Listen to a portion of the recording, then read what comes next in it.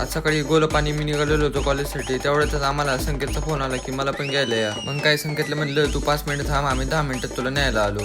संकेतला सोबत घेऊन आम्ही चर्चा करत होतो की कॉलेजला जायचं का नाही, कारण कॉलेजचं वातावरण सध्याला खूपच तापलेलं होतं. आम्हाला आमच्या भविष्याची खूप काळजी होती, त्यामुळे आम्ही कॉलेजला जाता डायरेक्ट गाण्याची रूमवरती आलेलो होतो. रूमवरती आल्यावरच आम्हाला कळलं आमच्यासारखी आमच्या मित्रांना पण भविष्याची खूप काळजी होती, त्यामुळे कुणीच कॉलेजला गेलेलं नव्हतं. तेवढ्यात मला दिसलं माझा एक मित्र कॉलेजला जाता रूमवरती येऊन अभ्यास करत बसलेला होता. ते जेवढ्या अभ्यासाची आवड बघून माझ्या डोळ्यात पाणी आलं. रूमवरती आल्यापासून गाण्या कामाला दिसत नव्हता. नंतर मला कळलं गाण्या इम्पॉर्टंट काम करण्यासाठी टेरेसवरती आलेला होता. तेवढ्यात मला माझ्या 2 मित्रांचा फोन आलेला होता, पटकन ये आम्ही तुला न्यायला आलेलो आहे. मग गोलपला घेऊन निघालेलो होतो, कारण हारे आणि सायल्या माझी वाट बघत 1 तास झालं थांबलेले होते. म्हणून म्हणलं अजून जर उशिरा गेलो तर माझ्या मित्रांचे लई प्रेमाचे शब्द मला ऐकायला भेटते. तेवढ्यात मला दिसलं 2 प्राणी माझी वाट बघत थांबलेले होते. गाडीवर बसल्यावर पहिले यांना विचारलं आपण नेमकं चाललो तरी कुठं, तर हे म्हणले आपल्याला जायचं एका बिझनेसमॅनला घ्यायला. तिथे आल्यावरच मला कळलं देवा पण आलेला होता. तेवढ्याच ह्यांची प्लॅनिंग चालली होती की आपल्याला पोहायला जायचे. तेवढ्याच आमचा बिझनेसमॅन पण आलेला होता, ज्याला बिझनेस मधलं बी पण काही येत नाही. यांची WWE ची मॅच बघून सायल्या लई खुश होत होता. मग काय पोहोचलो स्विमिंग पूल मध्ये आणि सगळ्यात पहिले मीच पाण्यात उतरलेलो होतो.